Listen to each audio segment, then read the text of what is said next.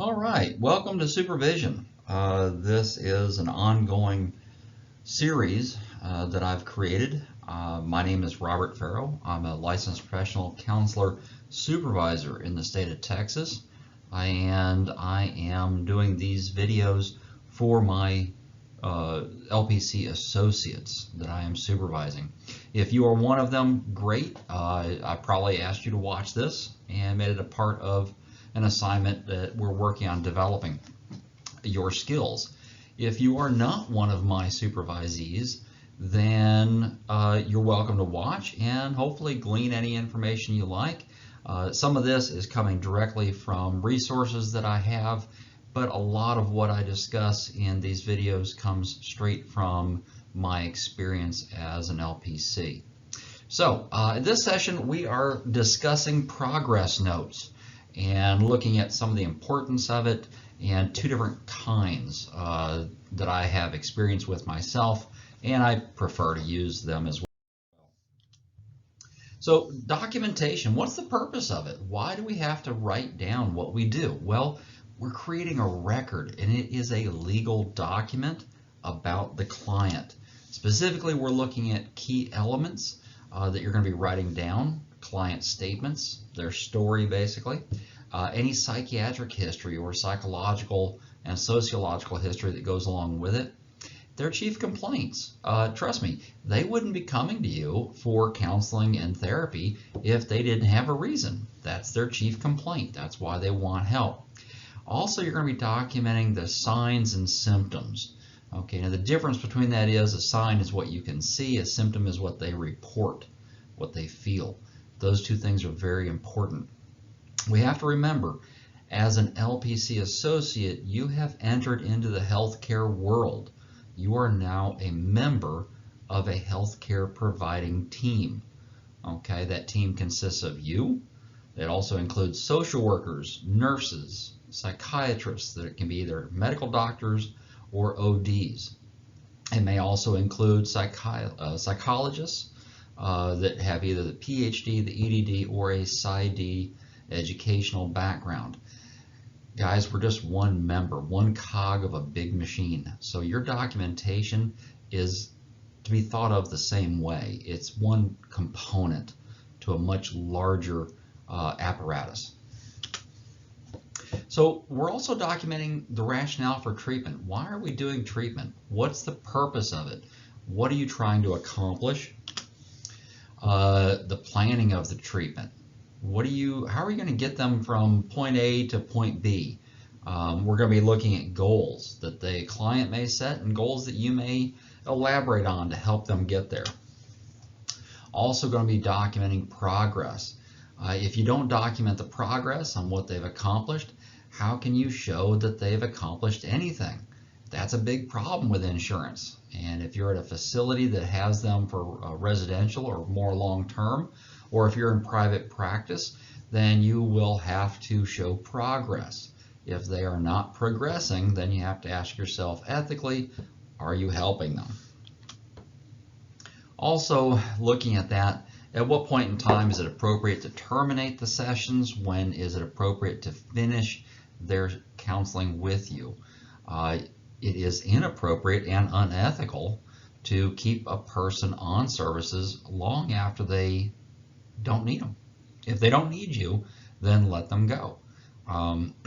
If you watched my videos on ethics, we've talked about that. That's a big issue.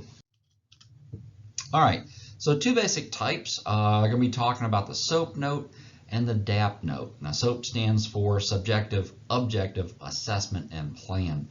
This was originally designed for medical nursing, and they still use it. That is one that they kind of pinge on. That's their baby. In the healthcare of behavioral medicine and behavioral health, counseling, and the like, we've adapted to it, but then that's where we come up with the DAP, the Data Assessment and Plan. It's a little less formal. We're going to cover both of these. Of course, everyone, when you hear the word SOAP, you're going to think of soap. I think of it as kind of how to keep your organizational clean when you're documenting. whereas the DAP is really more of a checklist. You're just going down, and it's the same aspects, and we'll see that, but you're kind of doing it in a checklist format. Okay, so the SOAP note itself. The subjective aspect is looking at statements from the client themselves. You want to use quotations. If you can quote what they're saying, you're going to be better off, I believe.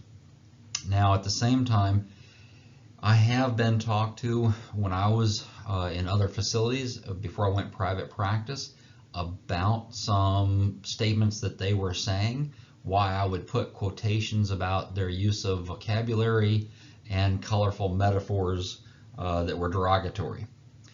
My response to that is simple. When you quote the client, what you're doing is giving an expression, an example of that moment in time. How are they functioning at that moment? Are they cursing? Are they using vulgarities? Are they using slurs and slangs? What is it that they're saying? When you put it in quotations, it is not your opinion of it. It is immediate, direct statement.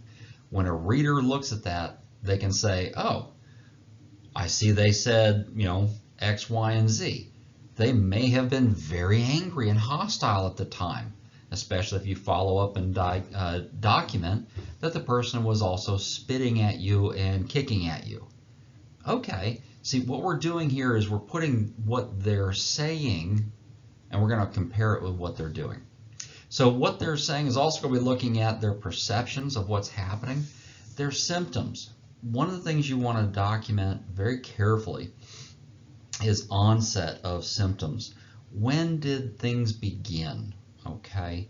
Now, if you're doing your assessment for any situation, be it for substance use or a mental health issue other than substances, you still want to look at the onset. When did all of this begin?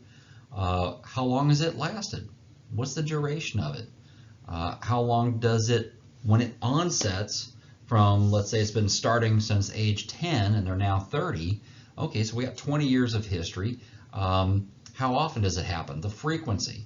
And when it does happen, does it last for a long period of time? Okay. If they have a history of seizures, these are real important information for the doctor to be aware of. Okay, they may have forgotten to tell people. You as a cog in the machine are gathering information so that it can all be brought together. All right, when are the symptoms not present? A very important aspect. When are they not there? Is it when they're at home and they're completely calm and stress-free? Or is it when they're at work and they're not thinking about home and life's problems? Also, what brings relief? Okay, do they say things like, well, I'm okay after I've had a couple drinks. Then the problems seem to not be a big deal. Okay, that tells you a lot of information right there. Also looking at causes and triggers. What brings it on? What sets it up? What triggers the events? Who is involved? What statements are involved? What places are involved? Those are things you want to look at. Now then, the objective part is a little more on you as the observer. You're going to be making documentation of observations of the client. In another video, I talk about the mini mental status exam. You want to go back and review it, but here's where you're going to be documenting that component. Also, what do you see? What do you hear? What do you smell? Yes. If you are working in an inpatient setup where they're coming in off the street under emergency detention orders, you may be getting people that do not look very healthy. They do not smell very good. And some of the things they say can be extremely offensive. So you're going to be documenting how they appear. Are they actively hallucinating? What is it? Are they expressing delusional beliefs, ideologies that just don't match and are not congruent with known existence? We're going to be looking also at incongruencies. Now, I remember years ago I had a professor refer to that as the rub. Where do these rub? Where do these two things, where do they not match? Now, here's the tricky part. this stuff, the subjective and the objective, must match your assessment. We'll talk more about that in a moment, but it's real important for you to be paying attention to your assessment or just a regular session, that you notice these incongruencies and document them. When something's not matching between what they're saying and what they're doing, you may have something there that needs to be investigated. Okay, so you are actually documenting DSM criteria. Even if you're not doing a regular assessment, let's say you're not formally doing a biopsychosocial assessment, you're doing a regular note, having done a group note or an individual case note, you are still documenting DSM criteria. How are they responding? Has the criteria still being met, or has it alleviated in some way? What are they experiencing? What are you observing? Now guys, this is real important. VIP for insurance reimbursement. Also, it goes to show professionalism and thoroughness. Your attention to detail can be a huge hallmark of your career path. The more you can document, the more you're able to help. Now, also, this is a tricky area. Here again, looking back years and years ago, I had a professor who pointed out, with what regard do we identify what's important in our documentation? And he had kind of a mercurial response saying everything's important unless it's not. And it took me several years to figure out what he meant.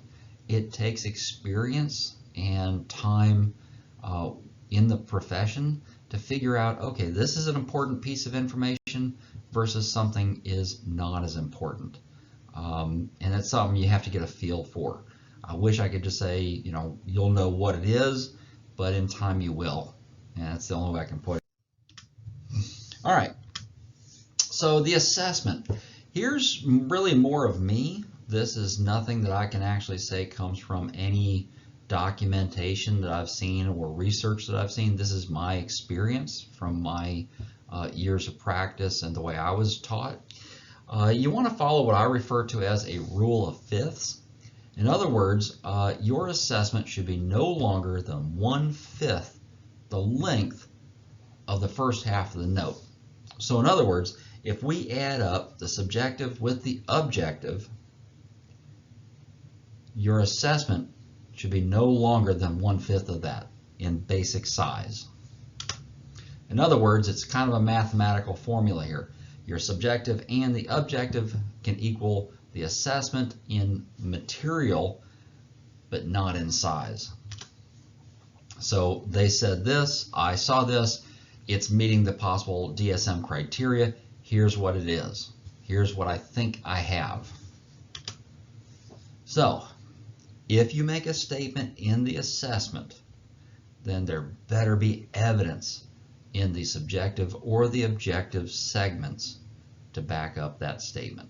That's all there is to it, guys. It's real simple. I'm going to go into a little more detail and give some examples here in just a moment.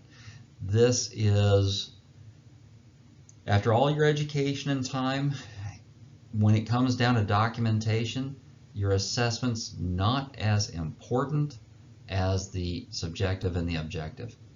If a reader is looking at your paper and they're reading a progress note or an assessment note that you've done, by the time they reach the assessment, they should already have their own opinion of what they think it is based upon the data you've provided, based upon what the client has said, what you have observed. When they put that together, is it meeting the criteria?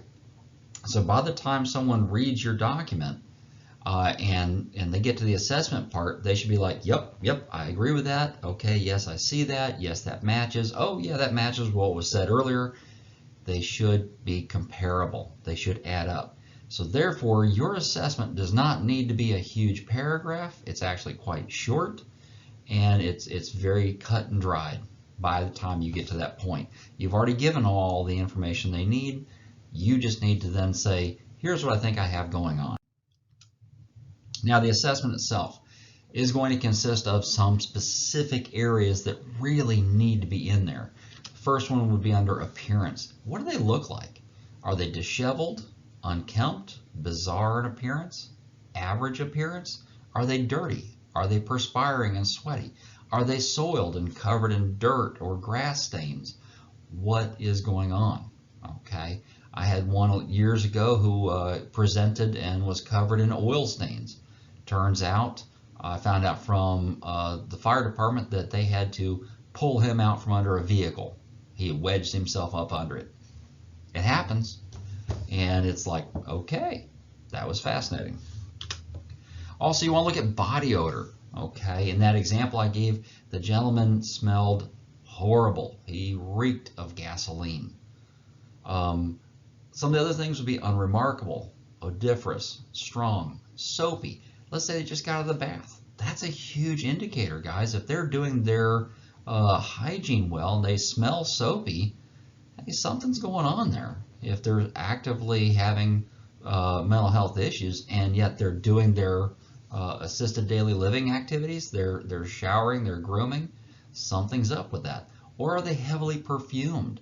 I have had some where they're trying to cover odors they know they smell, and they're trying to cover it up with other smells. Their thought process, how do they think? Is it coherent? Is it incoherent? Does it not make sense? Is it rapid and racing? Are they having flight of idea? Are they bouncing around from one to another? Is it what's called tangential? Are they just all over the place? Or is it very concrete, matter of fact, black and white thought? Okay, very logical versus the ability to have other thoughts. Speech, how do they sound? Regular rate and rhythm? Is it kind of normal? Or is it slow? Are they very soft-spoken? Or is it rapid and pressured? Is it soft? Are they mute? Is it very loud? Are they mumbling? See, these all give everybody an idea of what's happening here. Affect. Now, this is the observed emotional state. The person appears to be angry. They appear to be sad. They appear hostile. They appear sullen. They appear whatever emotion that you think they might be having. It has to be paired up, though, with their mood. This is their reported emotional state. You get that by just asking them, how do you feel? You know, what are you feeling right now? What emotions are you having? They'll tell you. Under this category, if it matches the affect, you would just put congruent or not congruent. And then if it's not congruent, you have to go into a little more detail about what are they saying that's different. Eye contact. Now here we got an issue of culture that is also that has to be taken into account. In Western, Northern European culture, a well-maintained eye contact is a sign of respect, whereas some of the South American and some of the Middle Eastern cultures, maintaining eye contact is a sign of aggression, and they won't do it. So you have to be aware of your cultural component as well when it comes to these aspects of the assessment. Did they have no contact on eye contact? Was it initiated but then not maintained? Was it variable? Kind of come and kind of go. One of the things I look for is when they're talking about material that may invoke emotions of shame and guilt. Do they look away at those moments in time? Okay, these are big hallmark moments that allow you to pick up on criteria. Psychomotor agitation, observed physical movement that the client is unaware of. Okay, these are things like the hand wringing, twisting, pacing, moving back and forth, knee pumping. Okay, I have seen people's knee look like sewing machines. They move so fast. Basic fidgeting in the seat, just constantly unable to sit still. Are they hair twisting? I've seen both women and men hair twist. It really is kind of fascinating. Also, hair or skin plucking. Are they pinching and pulling at their skin? Or are they just looking at fingers and preoccupied with things on their skin and body? Those can be also very informative. Additional to that would be a complete lack of psychomotor movement. Okay, so if you're interviewing someone and talking to them and they're in a reclined position and don't want to sit up, that kind of tells you something too. Figure it out. It's really kind of simple. If they appear to be involved and disconnected, they probably are. Psychotic, yes or no? What type? Auditory, visual, tactile, olfactory. Delusional, yes or no? What kind? Persecution, grandiosity, erotomanic. That would be if they think people are in love with them. There's several different kinds. You're going to want to look them up. Usually what I have found is there's going to be a lot of grandiosity, a lot of persecution. Now, an example. So your assessment. In order to get to this assessment, I will have already documented all of these things in the first two parts of a SOAP note. So basically, out of everything that we had, what we just looked at, this is what you're going to actually end up seeing in your assessment. It is really short. Appearance, dirty, perspiring with soiled clothing. Body odor, strong metallic odor on person. Thought, rapid racing with flight of ideas. Speech, rapid and pressured. Affect, hostile and aggressive. Mood, congruent. Eye contact, none. Psychomotor agitation, client appears hypervigilant. They're constantly looking around. Psychosis, yes. Auditory and visual of men chasing him in cars. Done, clarified. Delusional, yes. Persecution by men in black cars wanting to kill him due to the knowledge he has about the King of Wakanda. Now, that's it. That's all the assessment. Okay, now this is just an example. This is one that I made up. I have not had anyone that falls into this category, but the individual I would be thinking of in this category would be someone probably on methamphetamines. Okay, they're tweaking, and I've seen this in other formats where they had other statements, but this is what I've seen. Okay, this one here I just made up the King of Wakanda part because I thought it'd be kind of cool. All right, so your plan. This is where you actually get to bring everything together. This is the end of the SOAP note. You're starting to show all of your logic and reasoning here, how it's all culminating at this point in time. This is going to also include clients' goals for counseling and treatment. What is it they're wanting? So in that category, if you're inpatient and you're doing your first initial session, you're going to be documenting, I would say, no more than 2 to 3 long-term goals and no more really than 5 short-term goals. They're going to be inpatient for a very brief amount of time. Now, if you're doing private practice, you have a little more leeway, but here's the beauty of it. You can change these goals. If they accomplish a goal and move into something else, they're totally changeable. None of these are ever written in stone. Everything can change. So an example of this, let's go with a long-term goal of reducing anxiety concerning self-image and relationship with significant others, females in this case.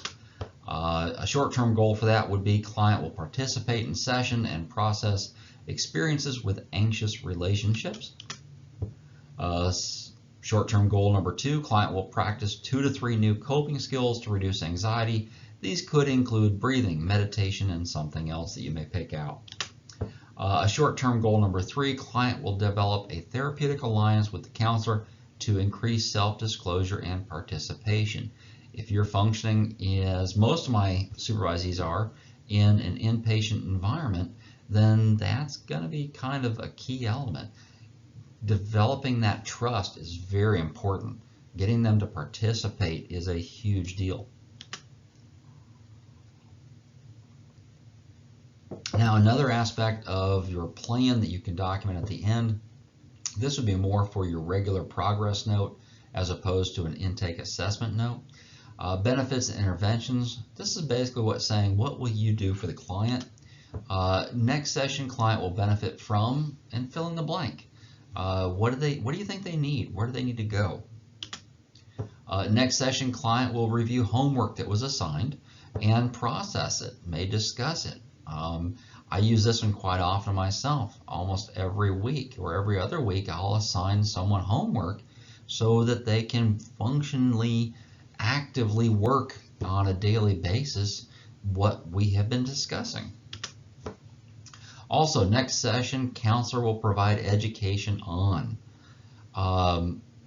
My personal background and belief is that once a person has enough information, they begin to formulate and maintain their own agency and have autonomy to make choices for themselves. I just need to give them information and help them develop it, help them rationalize what it is what's going on. Okay, the DAP note. We've now covered the SOAP note. The DAP note is a variation of SOAP note. This one's a little less formal. It's got the exact same information in it, guys. This is basically saying that the subjective and the objective segment is now in the data portion. Okay, the rule of fifth still applies. Okay, you want to maintain that your assessment is no bigger than 1/5 of the first two sections, or 1/5 of the data section in a DAP note. It's really not as important. The assessment's not as important in your note, the regular progress note, than the information that you document. I have read other clinicians' documentation when I was doing utilization review work, and it was frankly scary. They would have 1 or 2 lines of information or data, and then it would have like 6 lines of assessment. And it's like, where did it come from? Where are they getting that information? Guys, it is so important to give the information and let the assessment figure itself out. Okay, this is wrapping up this one. Welcome to Supervision, progress notes. And for those of you that are my supervisee, I'll be seeing you in our regular sessions. I hope you can have some information that this has helped you in some way. Share it with me. I would love to find out. If you're watching this on YouTube and you found it to be informative, give it a thumbs up. If you've watched it and want to add a comment, feel free. I would love to get information and feedback from people. I'll be first to say I'm human. I'll make mistakes. There was probably several things that I could have added to this, but they just slipped my mind. Progress notes are a very personal thing. Work at them. Until next time, keep up what you're doing and stay ethical.